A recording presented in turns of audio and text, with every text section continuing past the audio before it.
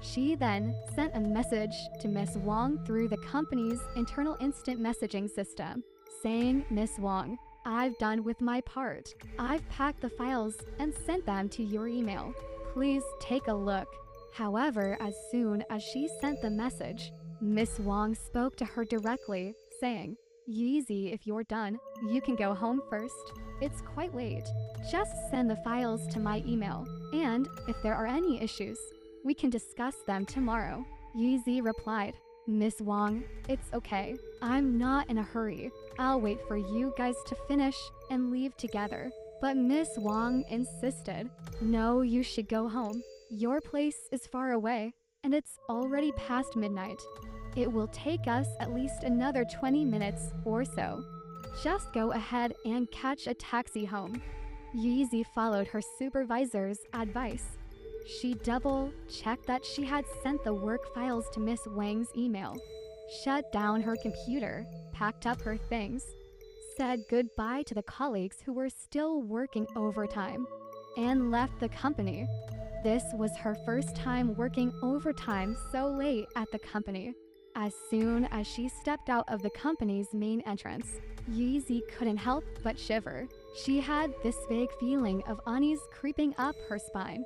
She glanced back and then walked towards the elevator. She saw that the elevator was currently on the 13th floor. She pressed the button for the elevator to come down, and soon it started ascending from the 13th floor. Strangely, it didn't stop at the 15th floor where she was. It continued all the way up to the top floor, the 30th floor. Yeezy wondered to herself, why would anyone be working overtime on the 30th floor at this hour? She thought the elevator would stop for a few seconds on the 30th floor to let people on, then close the doors and continue descending. To her surprise, the elevator didn't stop again until it reached the 15th floor. When the doors opened, she was puzzled to find that the elevator was empty. There was no one inside. Yeezy was taken aback for a moment, but didn't think much of it. She stepped into the elevator, pressed the button for the first floor, and then pressed the close door button. The doors closed, and the elevator began to descend. However, just as it reached the 13th floor, it stopped again. This time, Yeezy's heart skipped a beat. As the elevator doors slowly opened, she instinctively took a step back. The area outside the elevator was pitch black and empty. Feeling a bit scared, she quickly walked back to the elevator buttons and frantically pressed the close door button. After a few seconds, the doors finally closed. The elevator continued its descent without any further stops and smoothly reached the first floor. When the doors opened, Yeezy let out a sigh of relief. She quickly walked out of the elevator and headed towards the building's main entrance.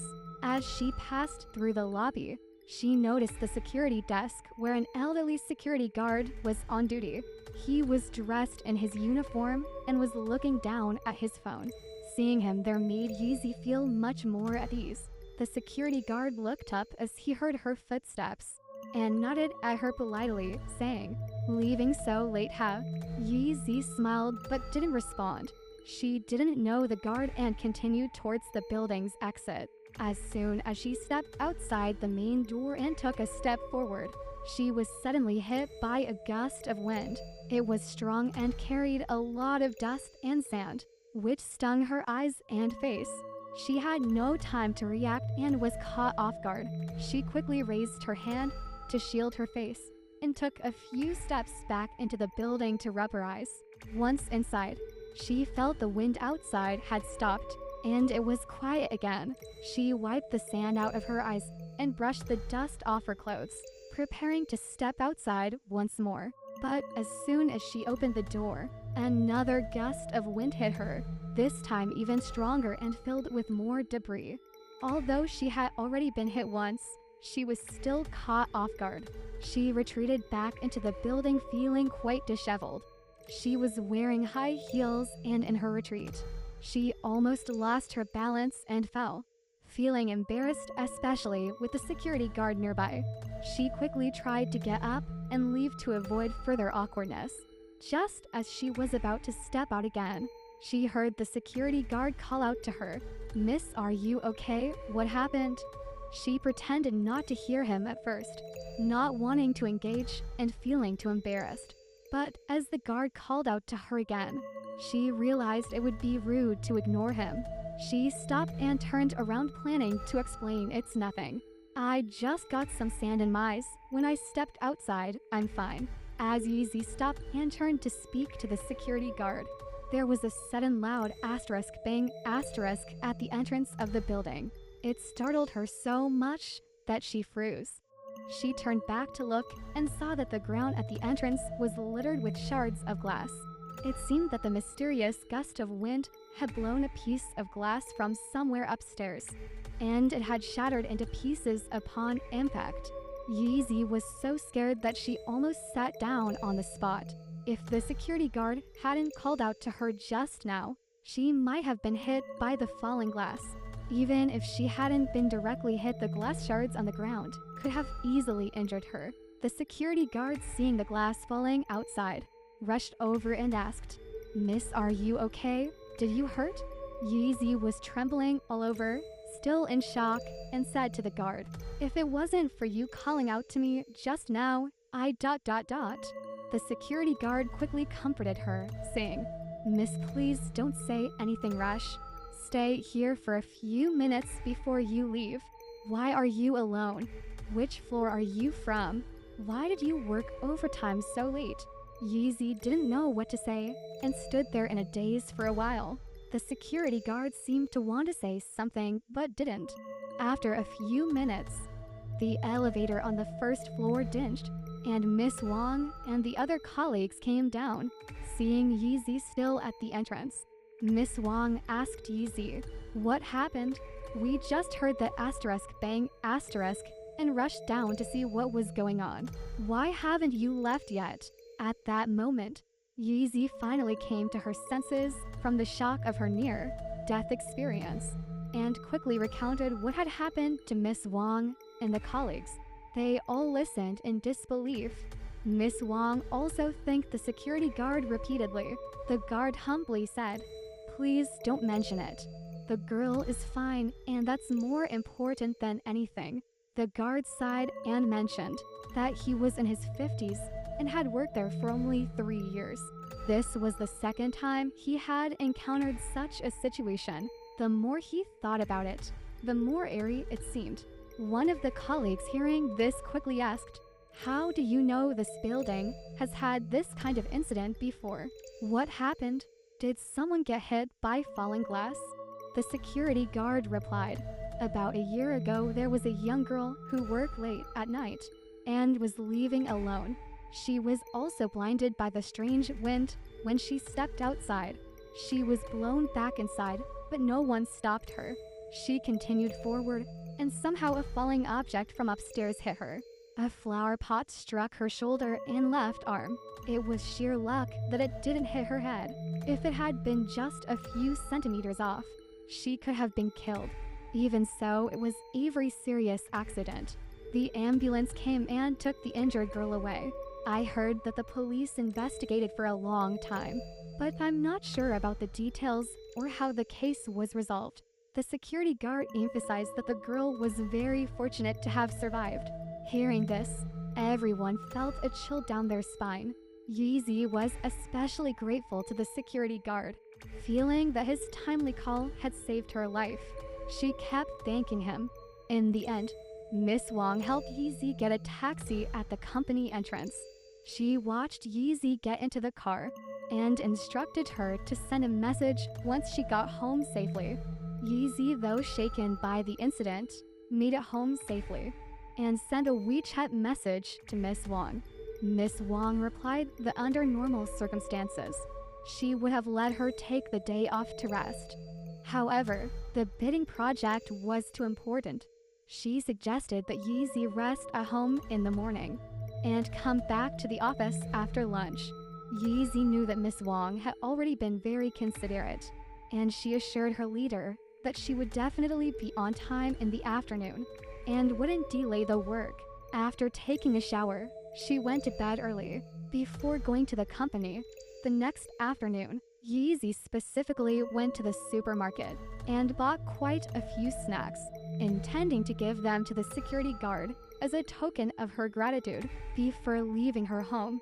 She even hand wrote a thank you letter. When she got to the company, she found the security guard Uncle Jung. Uncle Jung was very happy to see the young girl with snacks and a thank you letter, but he refused to accept the snacks. He said, "I'm already at this age. I can't really enjoy these snacks. I appreciate the gesture, and I'll keep the thank you letter, but you should take the snacks back and share them with your colleagues." Yeezy tried to persuade him for a while, but Uncle Jung insisted on not accepting the snacks. Through this interaction, Yeezy and Uncle Jung became acquainted. Uncle Jung also told Yeezy, "Miss Yi, if you ever encounter any issues, especially when working overtime at night, don't hesitate to call the security office. Sometimes when we're patrolling the building, the office phone might not be answered. You can also call my mobile phone if you need help." Yeezy jotted down Uncle Jung's phone number. She learned that his last name was Jung, and from then on she started calling him Uncle Jung. From that day forward, whenever Yeezy saw that Uncle Jung was on duty, she would greet him. About half a month later, Yeezy found herself working overtime again. This time, her work was particularly complicated, and the only other person working overtime with her was Miss Wong, the department head. They worked until after 11 p.m. when Miss Wong's phone rang. After answering the call, she seemed very anxious. It seemed that her child at home was sick. Miss Wong quickly packed up her things and said to Yeezy, "My son is sick. I have to go home right away. It's late. You should leave with me. We can continue tomorrow." Yeezy was in the middle of writing a proposal and didn't want to break her train of thought. She said to Miss Wong, "It's okay, miss. You go ahead. I'll finish this part and then leave." Miss Wong, seeing that Yeezy was determined, didn't insist further. She said, "Be careful then. I'm off," and hurriedly left. After Miss Wong left, Yeezy was alone in the office. The room was very quiet. Yeezy was busy typing away at her keyboard when suddenly she heard the sound of high heels clicking, asterisk click click click asterisk, coming from the entrance of the company. Since their company occupied the entire 15th floor, it was very quiet at night. The sound of the high heels was very clear, getting closer and closer. Asterisk click click click asterisk, until it stopped right at the entrance. Hearing this, Yeezy looked up, thinking that Miss Wong might have left something. Yeezy was about to call out, "Miss Wong, are you back?" when suddenly the landline phone rang. The unexpected ring startled her. She listened for a few seconds before realizing it was the company's reception phone. She steadied herself, stood up, walked to the entrance of the office area, and opened the door using the access control. She stepped out into the reception area and saw the phone ringing. She picked it up and asked, "Hello, may I ask who is calling?" Suddenly, a very shrill high-frequency noise came through the phone. The noise was so piercing that it hurt Yeezy's eardrums. She quickly moved the phone away from her ear. After a few seconds, when the noise stopped, she brought the phone back to her ear and asked again, "Hello, may I ask who is calling?" There was no response from the other end. She asked a couple more times, but still there was no answer. She hung up the phone.